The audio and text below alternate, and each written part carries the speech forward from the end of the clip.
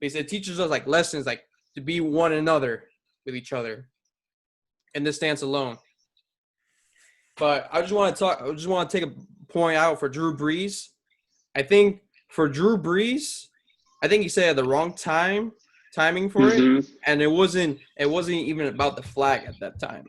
It was it was about George Floyd getting suffered from a cop with his knee on his neck for 8 minutes, even 3 minutes after he was already knocked out.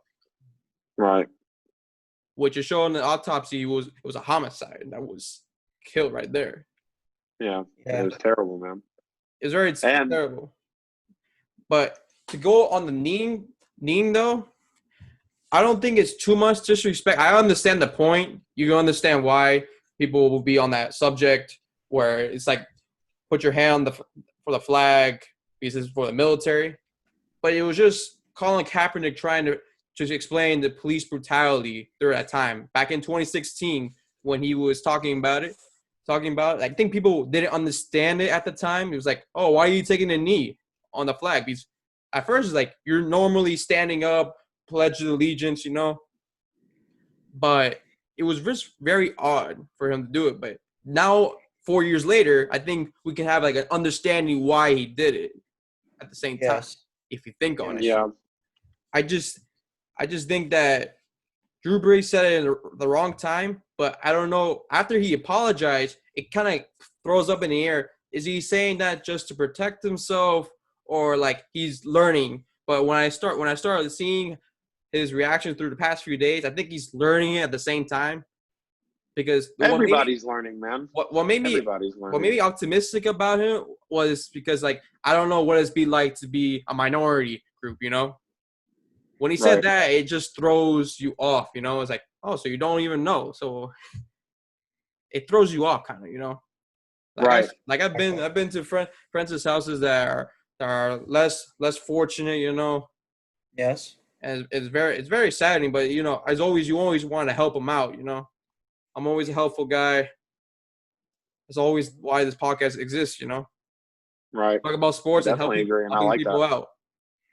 Yeah. It's just a very difficult time for us right now, and understandably so. But I feel like in this tough time, we're bonding and we're becoming stronger. This is no longer about. It's not longer. A racial war. Exactly. I don't think it's about Black Lives Matter anymore. I feel like it's about America's lives matter. It's pretty much just stopping police brutality, Mike. That's the main key. Because they've been dealing with this for 401 years. 401 years, and they still continue to this day. Yes, I love the precision. I love the precision. Give them all their credit. I love the precision, bro. Because I love it. It's been 401 years, and still with no respect. They've been saying, "Oh, it's okay, yeah." But enough's enough. That's why you see those riotings you saw during this week. I still disagree with the president doing that walk with a Bible in his hand. And yesterday, I think it was yesterday, he put out 75 tweets in one day. Not one was about the death of George Floyd. Not one. He only spoke to it for a little bit during that speech back on Tuesday, but that's it. Yeah, I feel like he's being very oblivious to the situation. But that's my stance on the Drew Brees for the comments that he made. And again, Mike Thomas, if you remember, he did accept the Drew Brees apology after. He did. You know about that? Yes, he did. He did, and I don't know if you guys saw Demario Davis, New Orleans linebacker. He said, you know, Drew Brees acknowledged and he accepted that he was wrong. He admitted that he was wrong, and that was leadership at its finest right there. So, you know, there you have it. Yes, I did see that. I did. And I love that Demario Davis said that, you know. Yeah, for sure. So I want to talk about the Michaelthomas. If you remember that Michaelthomas and Devante Parker argument. Oh, yes, sir. I know you've seen it. I know you're a Saints fan. So I want to ask you your opinion on this. So, who do you think will be better in the future-wise, Michaelthomas or Parker right now? So I can't rightfully speak on that just because I personally have not watched Devante Parker. I don't know if he is, if he has an intangible as a receiver like Michaelthomas and, a Julio Jones and a Tyreek Hill, and a George Kittle has, you know what I'm saying? But, I mean, I know Michaelthomas is a great receiver. I've looked at their numbers. If I can speak on one thing I've seen, people were talking about how Michaelthomas led the league in catches, but only had 9 of those for touchdowns, which was like a 6% touchdown rate. And then Devante Parker had X amount of catches, but with the same amount of touchdowns for like a 12.5% touchdown rate. So, people were making the argument that they would take Devante Parker over Michaelthomas in a scoring league. Well, that's okay. That's fine. But my thing is, if Michaelthomas led the league in catches, I just don't understand why in certain games, why is he not doubled every play? If Michaelthomas is going to catch 65, 70%, maybe even close to 80%. Oh, my goodness. I'm so sorry. No, it's all right. Don't worry. Yeah, there you go. There's a blooper right there. Right. I hit my desk with my knee. I'm so sorry, guys. No, that's good. Okay. Don't worry. Keep going. Okay, cool. But, so what was I saying? I know it was about Michaelthomas. You were saying that if he's going to go out and catch 60 passes. I'm so sorry, guys. It was about Michaelthomas. Oh, yeah. And, so if Michaelthomas is catching all these passes, why is he not covered? If everybody wants to say, oh, that's the only guy Drew Brees is throwing to. Oh, Drew Brees has nobody else. Oh, Michaelthomas is, catching all these short passes. Why is he still catching them then? Why are you not playing underneath? Why are you not playing Michaelthomas so tight to where he can't catch this many passes and do that type of damage to the defense? You know what I'm saying? But really back to the topic, I would take Michaelthomas over 95% of the receivers in the league. Me being a Saints fan, I'll tell you right now, I don't think Michaelthomas is better than Julio Jones because Julio Jones is faster, he's bigger, and he'll beat you deep. And that's the thing the Saints are going to have to overcome is playing this small football. It really hurts them in some games, But, I mean, yeah, man, I would definitely be taking Michaelthomas over a lot of receivers in the league. And that's just – he's very talented. He's a very dedicated guy to the game. You can even go back to his Ohio State days and just watch him, even in the national championship game that he had. He was fantastic. Agreed. So do you see Do you still see Michaelthomas being a threat even after Drew Brees retires? Yes, most definitely, for sure, because I believe that New Orleans has the recruiting. I believe New Orleans has the knowledge, and I believe New Orleans has the right guys in the front offices in order to, that kind of goes in hand with recruiting to be able to get somebody in there. We paid Taysom Hill a lot of money, so I really, really hope Taysom Hill's the guy because he's a backup quarterback / wide receiver / tight end / fullback / whatever. Yeah, I was about to say they have the right guy who can play every position. Right, absolutely. And, you go back to Taysom Hill's BYU days, and he wasn't the greatest quarterback, but if you let him sit behind a guy like Brees like he has been, I'm sure he's acquired some knowledge. He's got a gun. Obviously, he can throw the football down the field. But I do see Michaelthomas still being a threat. I definitely do. Maybe not as much as it obviously would be with Drew Brees.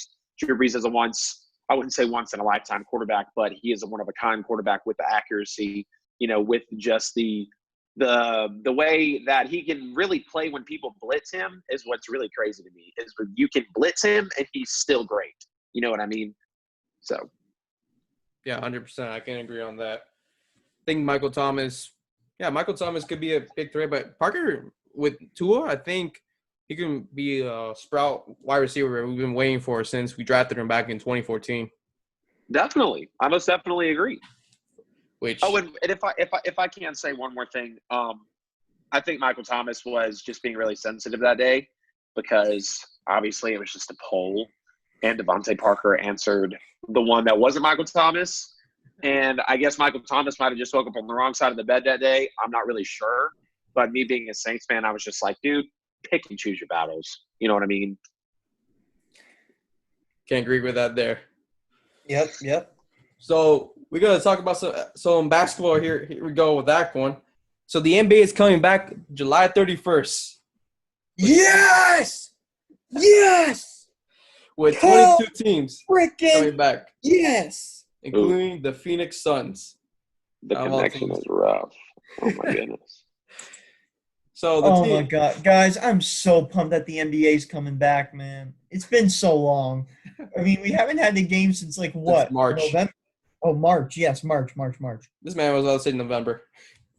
It's been that long, okay? It hasn't been that long. It's been like 3 months, but it's been a while, okay? Yeah, March 11th. March 11th was the last day we saw NBA basketball. That was crazy. And it's coming back.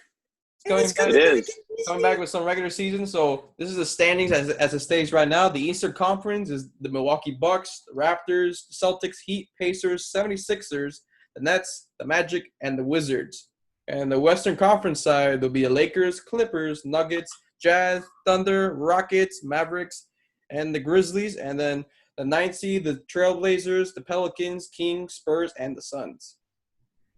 Which those are the teams coming back. So how will the tourney work is what a lot of people were questioning. So the seeding will work is if the AFC has more than 4 games or more, they automatically clinch. There won't be a tourney. However, and that's because they would have a 4-game advantage over the 9th seed. There would be 4 games ahead. But however, if the 9th seed is closer to the 8th seed, like less than 4 games, like right or 3 or less, then they'll go to a 2-game Southern game where the 9th seed would have to go 2 wins over to a clinch. Right. But I just want to get you guys the reactions to these new rules. They'll be the same in the playoffs. It'll be the same how it is best of 7 on every single conference. Just want your reaction. I'm gonna start out with Mike first. I think it's interesting. Of course, we're all trying to cope with this new norm in the world, and of course that the NBA and the players and teams are being very cautious with the situation, and I think that's really smart. And also, I feel like this is a big step forward for the NBA because we're getting the playoffs again, and we're getting the postseason as well. So, I'm happy, but of course, it's the players' safety comes first. So, again, I really hope that everything remains okay, and I hope that the Heat walk out as champs. Okay. What's your reaction, Adam? Adam, you there? Adam, you okay? All right. So my reaction to this, Mike, I really see how this could work out for the 9th seed because it gives an option for the 9th seed to get a chance to clinch, especially for the Trailblazers of Damian Lillard. And you might see Zion. You might actually somehow see the Suns. Don't ask how. And yeah, you're right. You're absolutely right. But I just think like. Oh my goodness, guys, are y'all there? Regular playoffs. Yeah, we're still here. Yeah. Oh my goodness. Okay. Oh, yeah, this internet, dude. I don't know. Oh, it's okay. Internet problems are natural. Don't worry about it. It's cool. Like I was saying, just to finish off what I was recapping. But I just think that the 9th seed will have an interesting way of entering. Right. But overall, I think it'll be a good matchup. Imagine seeing the Lakers and Clippers in the finals, but I don't think that's gonna happen now. There was rumors about that, but as the way it is, it's gonna be how it was, like Eastern Conference 1-8, 2-7, 3-6, 4-5. That's how it's gonna run. Right. Just want to quickly, Adam, what is your thought on this? So first and foremost, super duper happy that basketball is coming back. LeBron was on an absolute tear before, the season got suspended. I just think it's great. LeBron being as old as he is, still playing as well as he is. But with the 22 teams coming back, that's really interesting. Because you're going to have 16 obviously at the end of everything. But if you have to have that tournament to determine, the last teams that are going to be in, the NBA finals, I guess you could put an asterisk next to it, because of coronavirus suspending it and everything. But I think the league has done a good job.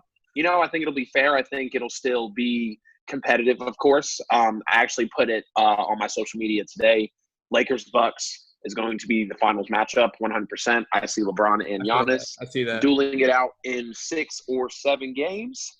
And probably the Lakers winning it, man. LeBron is just a freak of nature. Yeah, which I can say the same because I remember I made a poll about this like a few weeks back, and I remember seeing the Lakers overtopping the Bucks. Is what the fans would say on Instagram. I Right. remember that poll. I love Giannis, but LeBron is just it's a little bit really good. You know, it is how it is. You know. Right. I agree. But it concludes this episode today. Thank you, Adam, for coming on today. We really appreciate you coming on. Yeah, man, absolutely. Thank y'all so much for having me. It was a pleasure. I really look forward to having you guys on the show in the future. If you guys don't follow me on social media, Facebook, Instagram, Twitter, the What Off Season Sports Podcast, I'm sure you guys are going to tag me. I actually just started a TikTok. I think you guys are on TikTok too, right? Yeah, we're doing TikTok. Yes, we are. Okay, cool. TikTok is usually where we put our sports highlights actually first. Right. I feel that. I'm trying to do like kind of exclusive content on TikTok, so I'm trying to figure out a way to incorporate it in. I'm thinking about just doing like super crazy hot takes on TikTok because I was actually looking and there's really not a sports like talk presence on TikTok. Have you seen that? Yeah, I've seen that. I know there's one person. So there's really a lot of room. Right. There's really a lot of room for us. Like I looked up sports podcast and like just sports talk in general, and like there's really not that much, you know? Yeah, and stay tuned to see the Dolphins intake of our every game. We're about to start doing that soon. All right, man. Definitely. Sounds good. Well, like I said, I will see y'all on the show. Thank you so much for having me. It was a great time. Y'all be safe. And signing out, guys. Y'all be easy, all right? Likewise, brother. Okay. Likewise. So that will conclude episode 26. Please follow us on Instagram.